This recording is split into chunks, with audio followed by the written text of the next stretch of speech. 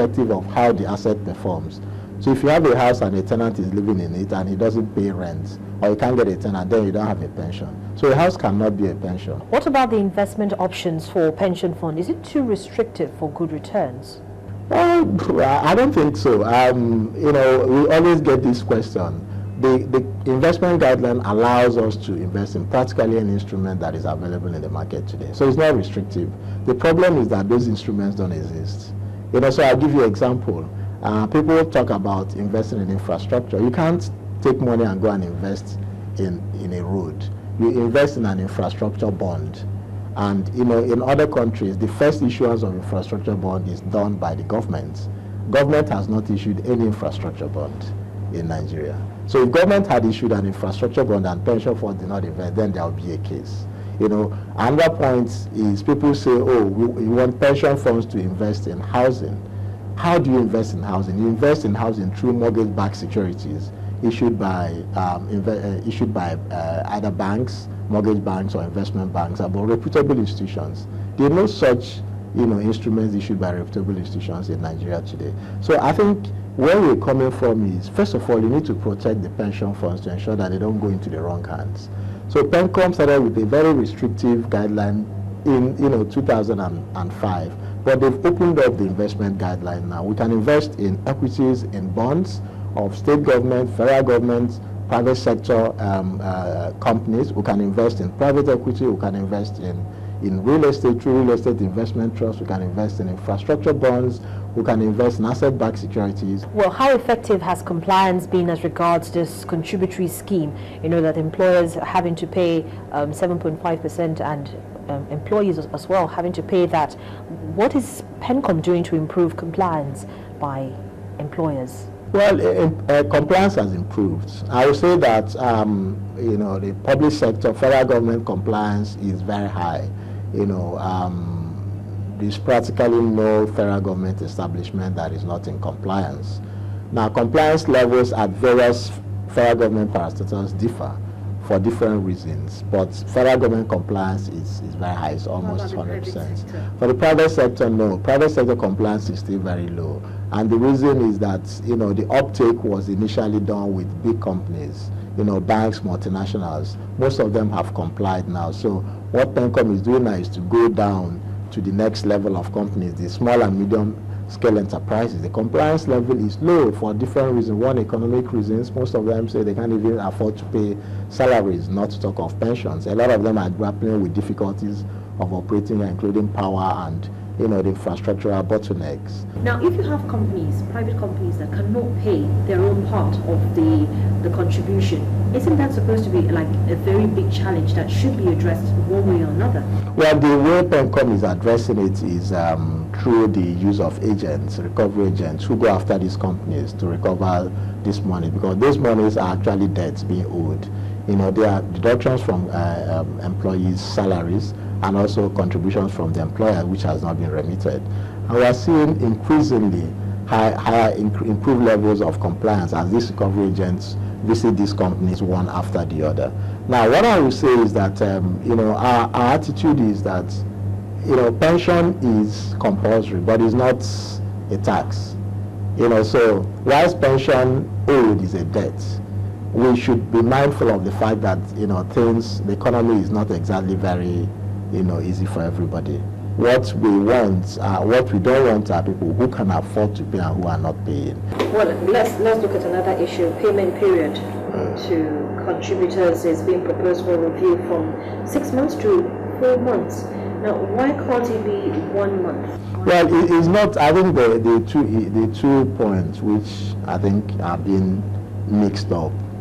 There's what we call the temporary access. When you lose your job, you get paid 25% of the balance or your pension for 6 months after you lose your job. Who pays it? The PFAs pays you 25% of whatever you have in your account.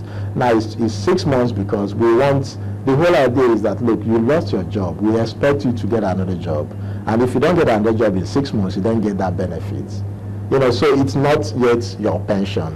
Now for the pensions proper, the standard is that 1 month after retirement, you should receive your pensions. However, what delays it are two basic things. One is documentation, either on the part of the, surprisingly, employee, and also on the part of the employer, because the employer has to confirm that you have indeed retired and your pension payment has been consolidated. The other thing that delays it are discrepancies in the data given by the contributor when they register. Some of them register with a different date of birth, and when they are retiring, they use a date of birth that suits them, and when they are retiring, they now find that there are differences that it has to be harmonized. But as an industry, we've adopted a standard which says that when you retire this month, next month your pension replaces your salary, because that's the standard. So if you retire in December, you get paid the salary in December. In January, you should get paid your pensions.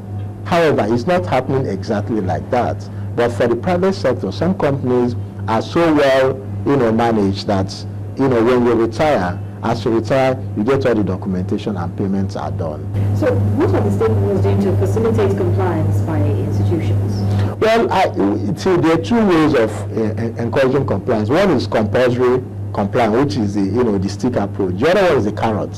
What we're doing is, which is something that has been reported in the media. We're saying that, look, to encourage voluntary compliance, let us allow the workers to use a percentage of the balance of the RSA account to access mortgages. So if you see, for instance, you have 20 million in your pension account, and so you can use 30% of that, which is 6 million, as a down payment for a mortgage. Then you can then go to a mortgage institution and get a mortgage, knowing that you are not going to run away, because first of all, you've made this down payment of 6 million, and secondly, there's a cooperation between the PFAs and the mortgage company to the extent that, look, this man still has monies here. Whilst it's not a full collateral for the mortgage, it gives you an assurance. In banks, you call it maybe like a letter of comfort. So such transactions can actually be... Well, it can happen. I mean, it's something that's been done in South Africa, and it's been done in Kenya now, to different levels of successes. So we think that with that, people will voluntarily come and comply, because one of the biggest problems we see that when people retire, they often go and start building a house at the age of 70, because most people don't own their own homes. So we want to tie home ownership to pensions, and we think it's a win-win. It was done in Chile, and in 10 years they almost eliminated the housing deficit in Chile. So the pension funds will float through commercial banks or investment banks, will float mortgage bonds, which will be used to finance those mortgages.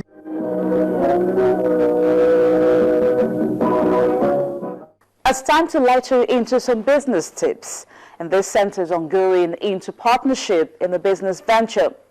What are those things you need to know before you take that partnership step?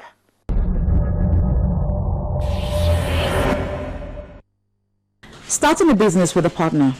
First, ask yourself, do I really need a business partner to build a successful company? Taking on business partners should be reserved for when a partnership is critical to success, say, when the prospective partner has financial resources, connections, or vital skills you lack. You may be better off hiring the other person as an employee or an independent contractor. Get to know your potential partner and learn about his or her personal and professional values, ideas, and goals.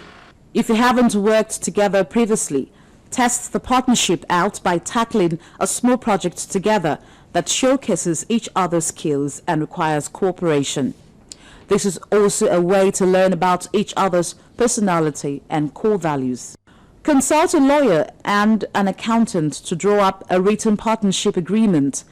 People with strong personal connections may feel certain that the supposedly unbreakable bond will help them overcome any obstacles along the way. Big mistake. Get a written agreement. Communication. These should be done at all times. You must be able to connect to feel comfortable expressing your opinions, ideas, and expectations. Typically, partners set up equal ownership and each contribute 50% of the initial investment, but terms can vary greatly. For instance, one partner might contribute more money if the other partner can bring in expertise or business contacts. As the business grows and changes, adjust compensation accordingly. No familiarity. Approach a partnership with close friends and family as you might with strangers. Thoughtfully plan and prepare for every aspect of it in advance so there is no question about how difficult situations will be handled. Every agreement should address 3 crucial areas: compensation, exit clauses, and roles and responsibilities. Include who owns what percentage of the business, who is investing what, where the money is coming from, and how and when partners will be paid. Spell out an exit plan for you and the business. The agreement should also cover how you plan to exit the business. Include clauses that spell out cases in which one partner is obliged to buy out the other's interests. For instance, if you want to quit the business.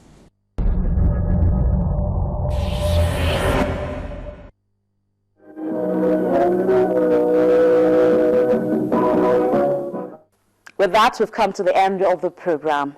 We do appreciate your time with us. Please, you can send us a comment via email and also reach us on Twitter. Thank you for watching. I am Bolaji Akinwale. Bye for now.